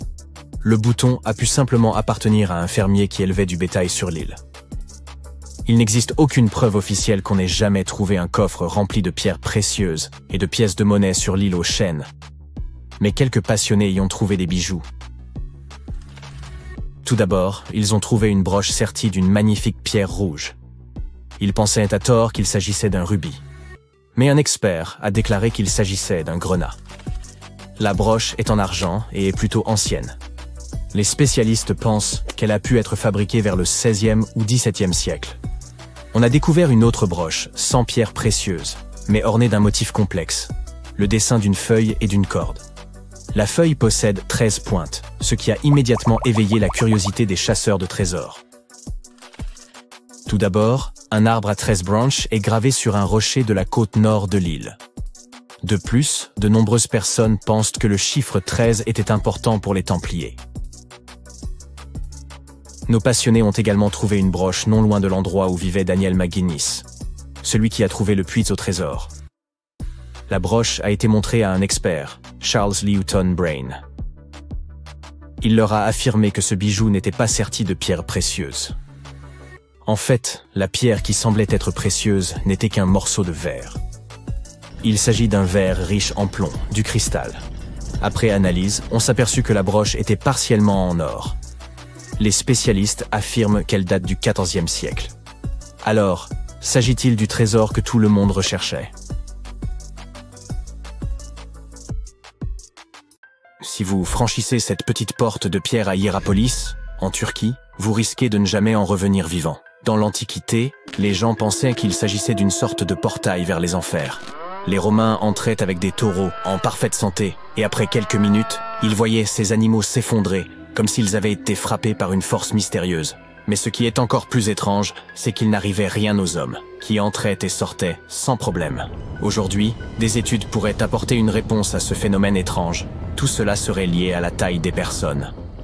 La porte, connue sous le nom de Plutonium, du nom de Pluton, la divinité du monde souterrain, est une porte de pierre qui ouvre sur une petite grotte de 3 mètres carrés. Mais le vrai danger est ce qui se passe en dessous. Hiérapolis se trouve sur une zone géologique très active. Et une grande fissure sous la ville émet constamment du dioxyde de carbone volcanique qui se présente sous la forme d'un brouillard visible. Pendant la journée, le soleil dissipe le gaz. La nuit, le gaz forme une sorte de lac sur le sol abrité de l'arène. À l'aube, vous devez sortir de là avant qu'il ne soit trop tard. Cet endroit est particulièrement dangereux juste avant le lever du soleil, lorsque la concentration de dioxyde de carbone, à environ 40 cm au-dessus du sol, atteint les 35%. Cela signifie que les oiseaux, les taureaux et même les humains peuvent suffoquer et mourir en quelques minutes. Mais il y a une explication scientifique qui permet de comprendre comment les Romains s'en sortaient indemnes. La concentration en dioxyde de carbone diminue rapidement avec l'altitude. Ainsi, les animaux périssaient tandis que leurs maîtres, plus grands et debout, pouvaient ressortir et respirer en toute sécurité. La plupart des gens ne peuvent pas rester à l'intérieur du fort de Bangar après le coucher du soleil. Ce site du XVIe siècle, situé à environ 235 km de Delhi, est considéré comme l'un des lieux les plus hantés de l'Inde. Pendant la journée, la zone est animée. Les visiteurs franchissent la porte principale, autrefois grandiose, pour admirer les ruines des temples et des palais. Mais ils verront aussi ce grand panneau sur la porte, qui avertit tout le monde que l'accès est strictement interdit après la tombée de la nuit. C'est probablement parce que, la nuit, selon les habitants, on peut entendre des femmes crier et pleurer à cet endroit, ainsi que des bruits de bracelets qui s'entrechoquent et de la musique étrange. D'autres ont rapporté avoir vu des ombres et des lumières clignotantes dans les ruines, et même avoir senti un étrange parfum. Yawata no Yabushirazu est une forêt japonaise dont l'accès est extrêmement réglementé. Située à Ichikawa, elle n'est pas très vaste, s'étendant sur un peu plus de 33 mètres carrés, et elle est principalement constituée d'une épaisse parcelle de bambou mozo. Son emplacement à côté d'un parking et de bâtiments modernes la rend peu intimidante. Mais ne vous fiez pas à ses apparences. Depuis au moins le début du 19e siècle, les gens disent que quiconque entre dans cette forêt est voué à disparaître et à ne jamais revenir. Ainsi, dès votre arrivée, un panneau situé à proximité de la forêt vous informe de son histoire et de la malédiction qui y serait associée. Certaines rumeurs évoquent la présence effrayante d'un ancien seigneur samouraï qui se promènerait dans les parages. D'autres légendes affirment que la forêt cache un puits sans fond remplie de gaz toxiques. Que ces histoires soient vraies ou non, aujourd'hui, la zone est entourée de murs de pierre et il est toujours strictement interdit d'y pénétrer. Dans une vallée portant le nom de Dark Country Forest, dans le Connecticut, vous trouverez Dudley Town, mais vous ne devez absolument pas y pénétrer. Non seulement le terrain est une propriété privée depuis les années 1920, mais il est également connu comme l'un des endroits les plus effrayants de la planète. Cet endroit a été colonisé pour la première fois au début des années 1740, et bon nombre des premiers colons appartenaient à la famille Dudley. C'est pourquoi on l'appelle Dudley Town. Une rumeur locale veut que les fondateurs de la ville descendent d'Edmund Dudley, un noble anglais condamné à la peine capitale pour trahison. La légende dit que cette malédiction a suivi la famille Dudley de l'autre côté de l'Atlantique jusqu'en Amérique. Ce malheur serait à l'origine de mauvaises récoltes, de problèmes mentaux et de plusieurs incidents tragiques dans le village. Encore une fois, il ne s'agit que de rumeurs, car les historiens n'ont trouvé aucune preuve réelle pour étayer ces affirmations. Néanmoins, l'obscurité et l'atmosphère sinistre du lieu ont alimenté les histoires de fantômes dans les années 80. Cela a conduit à de nombreux cas de vandalisme au cours de la décennie suivante, et à cause de cela, les propriétaires fonciers ont fermé la zone au public. Ce vieux bâtiment abandonné était autrefois le palais luxueux de la famille du roi Farouk, qui fut l'avant-dernier roi d'Égypte en 1936. Après le décès des membres de sa famille, le palais a été transformé en morgue. Les habitants de la région affirment qu'aujourd'hui, l'endroit est vraiment effrayant et interdit d'accès.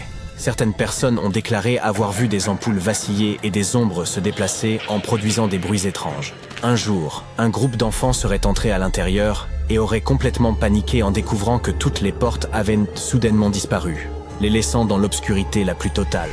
Ils n'auraient eu d'autre choix que de crier à l'aide.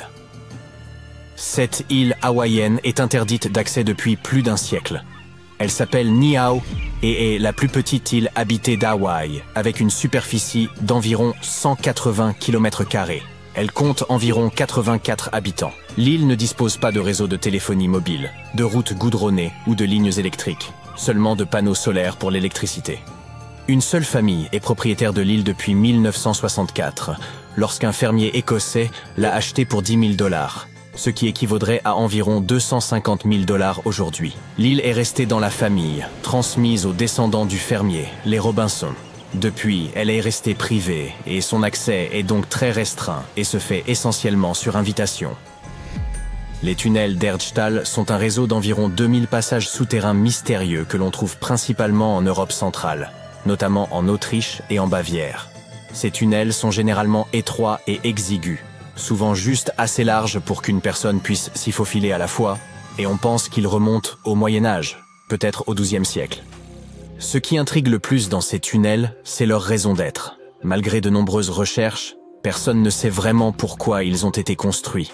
Une théorie veut qu'ils aient été utilisés pour le stockage, mais comme beaucoup d'entre eux se trouvent en dessous du niveau de la mer et sont parfois remplis d'eau, cela ne semble pas très pratique. Ces tunnels ont des sections très étroites, assez angoissantes, et des chutes soudaines, ce qui ne semble pas non plus pratique pour un usage ordinaire. Voies d'évacuation, cachettes, lieux de spiritualité par exemple. Pour rendre les choses encore plus mystérieuses, on n'y a trouvé aucun artefact, ce qui rend leur raison d'être encore plus difficile à expliquer et à comprendre. Depuis 2019, les aventuriers peuvent se faire arrêter s'ils tentent d'escalader ce rocher. Uluru, également connu sous le nom d'Ayers Rock, est interdit d'accès car il est désormais considéré comme un site sacré par les communautés locales. Mais le fait qu'il soit aussi extrêmement dangereux a probablement joué un rôle important dans la décision de le fermer aux visiteurs. Ce rocher mesure 348 mètres de haut, soit la hauteur d'un immeuble de 80 étages. L'ascension de son sommet peut être très glissante, et les températures peuvent y atteindre 47 degrés Celsius en été, ce qui a entraîné des décès dus à la déshydratation et à des coups de chaleur. Un phénomène encore plus effrayant se produit au sommet du rocher juste après les orages. Lorsqu'il pleut, de petits crustacés ressemblant à des têtards, et qu'on appelle des triopes, éclosent dans les trous d'eau temporaires et les bassins rocheux de l'Uluru. Ces créatures aux allures d'extraterrestres mesurent environ 7,6 cm de long et répandent leurs œufs super résistants un peu partout. Lorsque les pluies estivales sont au rendez-vous, ces petites bêtes éclosent puis se déchaînent, se nourrissant des micro-organismes et des bactéries présents dans l'eau. On ne sait toujours pas comment ces étranges créatures se retrouvent dans les bassins éphémères au sommet de l'Uluru, mais selon toute vraisemblance, c'est le vent qui transporte leurs œufs jusque-là. Il s'est passé beaucoup de choses au cours du premier millénaire de l'ère chrétienne. Bien sûr, nous parlons de 1000 ans d'histoire humaine. Si tu te souviens de tes cours d'histoire, tu sauras qu'il s'agit de l'époque de l'ascension et de la chute de l'Empire romain. C'est aussi l'époque où nous sommes entrés dans le sombre Moyen-Âge. Et certains disent que c'est la période d'apogée de la civilisation maya, en Mésoamérique. Mais grâce au progrès technologique, nous pouvons aujourd'hui regarder l'histoire d'une manière bien différente.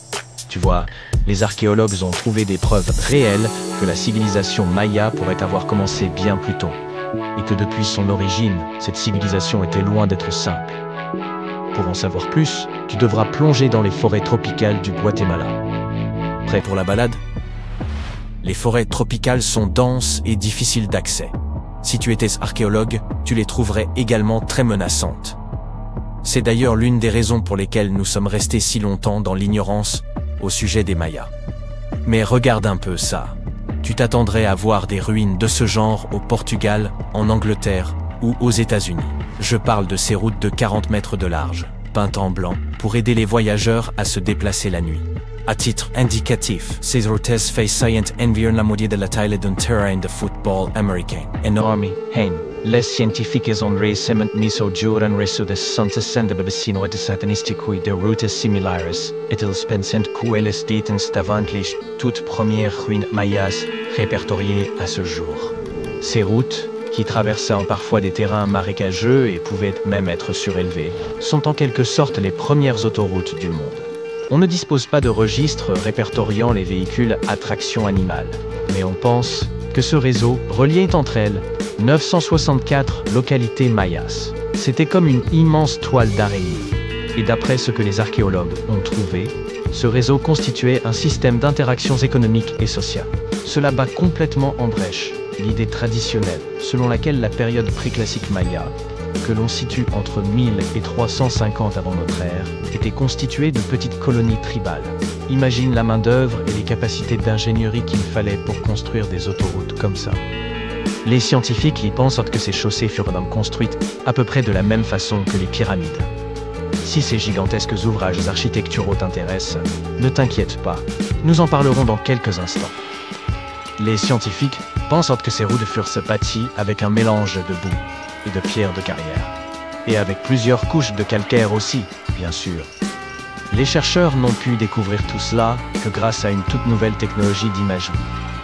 Tu sais qu'on a utilisé la technologie du sonar pour cartographier le fond de l'océan? Eh bien, cette technologie est très similaire. Mais au lieu d'utiliser des sons, elle utilise des lasers.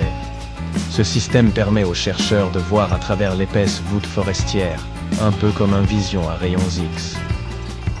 Cela a incontestablement changé la donne. On a commencé à exhumer les cités mayas au milieu du XXe siècle. Depuis, des ruines de villes telles que Tikal, Palenque et Uxmal ont été redécouvertes. Mais revenons quelques instants en arrière pour situer le contexte. Les Mayas étaient l'une des plus grandes civilisations précolombiennes d'Amérique. Jusqu'à présent, les experts pensaient qu'à son apogée, cette civilisation comprenait plus de 40 villes, avec une population de plusieurs millions de personnes. Ça fait beaucoup de monde. Son territoire s'étendait sur la péninsule du Yucatan, au Guatemala et au Belize, et il survivait principalement grâce à l'agriculture. Mais cette péninsule était un endroit très hostile aux cultures. Les Mayas durent donc mettre au point un système d'irrigation complexe dans leurs villes. Ils construisirent des bâtiments cérémoniels, des pyramides, des places et même des terrains pour jouer au ballon. Les Mayas furent peut-être de grands bâtisseurs de pyramides, mais ils développèrent aussi un système astronomique avancé. Avec la technologie dont ils disposaient, ils étaient capables de prédire l'emplacement exact de planètes telles que Vénus et Mars, ainsi que les dates exactes des éclipses. Jetons maintenant un coup d'œil à certains de leurs sites. Voici Tikal. Situé au cœur de la jungle guatémaltèque, Tikal aurait été la capitale de l'ancien empire maya. À son apogée, son importance était comparable à celle de villes comme Londres ou New York dans le monde d'aujourd'hui. Il est composé de plusieurs monuments. Au total, le site compte 12 000 bâtiments. L'Acropole Nord est le plus ancien complexe de monuments de Tikal. construite uniquement de main d'homme vers 350 avant notre ère, elle servait de lieu de repos aux rois et aux chefs. Ces monuments mesurent jusqu'à 60 mètres de haut. À l'époque, les pyramides à degrés étaient peintes d'un beau rouge. Les Mayas adoraient cette couleur. Aujourd'hui, bien sûr, il ne reste que le calcaire. Nous avons dit que l'empire Maya s'étendait sur plusieurs pays. Il n'est donc pas surprenant que Chichén Itzá se trouve aujourd'hui à 10 heures de route de Tikal. Il n'y avait pas de querelle entre ces sites. Il s'agissait simplement de centres-villes différents. Un peu comme New York et Los Angeles. On y trouve l'une des pyramides les mieux préservées de la planète. Située dans l'état mexicain du Yucatan, cette cité maya a plus de 1500 ans. À son apogée, elle abritait 35 000 personnes. Le site s'étend sur une superficie de 10 km². Son centre est El Castillo, un énorme temple en escalier d'une hauteur de 25 mètres. Sa caractéristique principale est qu'il comporte 91 marches sur chacun de ses 4 côtés. En comptant la plateforme supérieure, cela fait 365 marches. Le même nombre de jours que dans l'année solaire. Ça donne à réfléchir. Et voici la cité perdue de Palenque. Cette autre cité maya aurait accueilli plus de 6000 personnes à son apogée. Les archéologues ont fait de curieuses découvertes sur ce site. La plus étrange fait immédiatement penser à Indiana Jones et à Tomb Raider. L'un des bâtiments de cette cité serait la dernière demeure de la Reine Rouge de Palenque. C'était la grand-mère du dernier roi maya. En son honneur, un énorme monument fut construit pour conserver son corps après son décès. La découverte de la tombe elle-même fut un événement passionnant. Les archéologues ont trouvé un ancien monument en creusant sur le site en 1994. Ils ont tout d'abord vu une pièce avec une porte cachée. En ouvrant cette porte, ils sont tombés sur un couloir de 2,5 mètres de long. Au bout de ce couloir se trouvait la chambre de la reine. Et à l'intérieur, la momie de la reine elle-même. Ils l'ont trouvée accompagnée de ses perles, de ses coquillages de jade et de ses pierres précieuses. Mais en explorant les vestiges, l'équipe a remarqué quelque chose d'étrange. La pièce était remplie d'une poudre de couleur rouge. Les chercheurs savaient que cette couleur était importante pour les Mayas. Mais ils ne comprenaient pas pourquoi la reine avait été enterrée avec cette substance inconnue. Ils en ont ramené un échantillon qu'ils ont analysé et ont découvert que cette poudre était du cinabre, un minéral très dangereux. Lorsqu'elle est inhalée, elle peut causer de graves dommages à la santé. L'équipe a conclu qu'il ne pouvait être sûr que d'une piège pour quiconque tenterait de voler ses trésors, une vraie malédiction.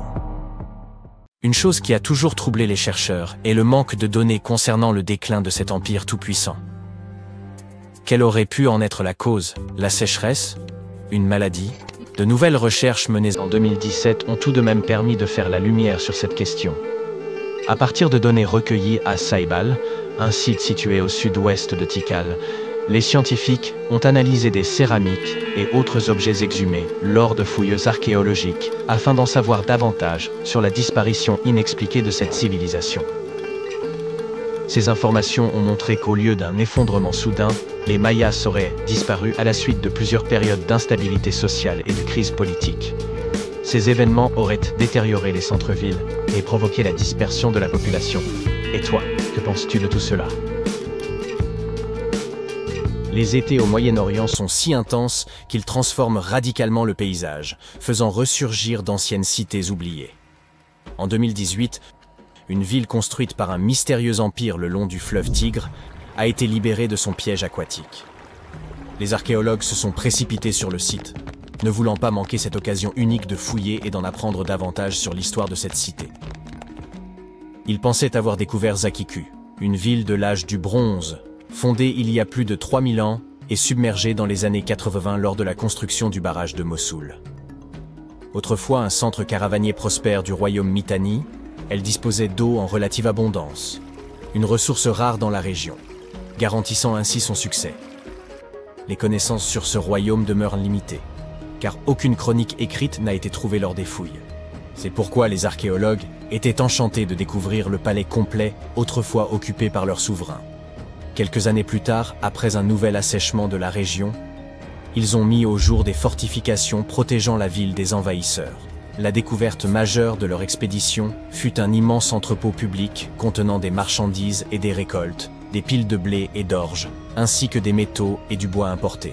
Le pain constituait l'aliment de base des habitants, qui préparaient également de grandes marmites de soupe et des ragoûts de légumes. Chaque foyer élevait des moutons, des chèvres, des vaches et des porcs, assurant une source régulière de lait et de viande pour les grandes occasions. Toutes les constructions découvertes jusqu'à présent ont été édifiées à partir de briques en terre crue. Les murs, submergés pendant plus de 40 ans, sont remarquablement bien préservés, comme s'ils avaient été engloutis l'avant-veille. Le palais royal se distingue par sa taille, ses murs plus épais, et ses pavés également faits de briques de boue cuites et scellées pour être imperméables. Le souverain devait entretenir de bonnes relations avec celui du Grand Empire, dont Zakiku était tributaire. Les commerçants de la ville collectaient des poutres de bois qu'ils entreposaient. Celles-ci provenaient des forêts des montagnes situées au nord et à l'est de la Mésopotamie, et étaient acheminées par le Tigre. Les marchands venaient y écouler leurs marchandises avant de traverser le fleuve vers les régions frontalières. Zakiku aura été un centre de commerce prospère pendant environ 6 siècles, jusqu'à ce qu'un séisme dévastateur la frappe en 1350. Les archéologues ont retrouvé 5 vases en céramique contenant plus de 100 tablettes d'argile, fabriquées peu après le séisme. Il est presque miraculeux que ces petites tablettes d'argile non cuites aient ne survécu sous l'eau pendant des décennies. Les créateurs de ces tablettes ont gravé des notes sur l'argile encore humide, traitant de sujets tels que l'inventaire des nouvelles récoltes ou témoignant de leur correspondance avec d'autres royaumes. Une fois les notes gravées, ils les laissaient sécher au soleil. Les scribes devaient également apprendre de nouvelles langues afin que les messages puissent être compris par des personnes étrangères à la cité.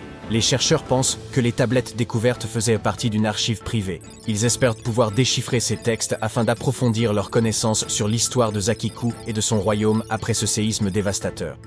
Les dégâts infligés au bâtiment étaient tels qu'il était impossible de redonner à Zakiku sa splendeur passée. Les éventuels survivants ont été contraints de quitter la ville. Des décennies plus tard, les Assyriens, également originaires de Mésopotamie, se sont établis sur ces ruines. Ils ont érigé leurs propres habitations en utilisant les structures préexistantes comme enceintes extérieures. Toutefois, leur présence n'aura duré que 50 ans avant qu'ils ne dessinent de bâtir une nouvelle capitale sur des terres plus fertiles, espérant ainsi prospérer grâce à l'agriculture. Les archéologues qui travaillaient à Zakiku ont dû interrompre leurs fouilles lorsque le niveau de l'eau est remonté, submergeant de nouveau la ville. Ils ont protégé les ruines en les recouvrant de feuilles de plastique étanches, puis de pierres et de gravier, espérant ainsi les préserver de l'érosion aquatique et éviter leur disparition totale.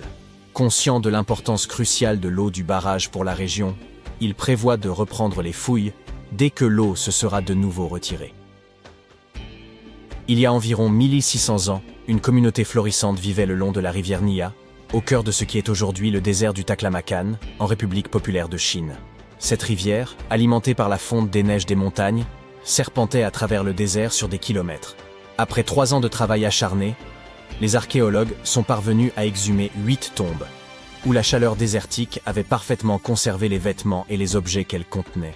Les personnes inhumées devaient appartenir à l'ancienne cité de Nia, un centre autrefois prospère du royaume, situé sur la route de la soie, et qui abritait plus de 3000 âmes avant d'être englouti par les sables du désert. Les ruines de Nia n'ont été découvertes qu'en 1901. Depuis, des scientifiques du monde entier ont tenté de percer les secrets de cette cité. Les tombes découvertes à la fin du XXe siècle semblent avoir appartenu à des membres de l'élite, comme en témoignent les objets luxueux retrouvés.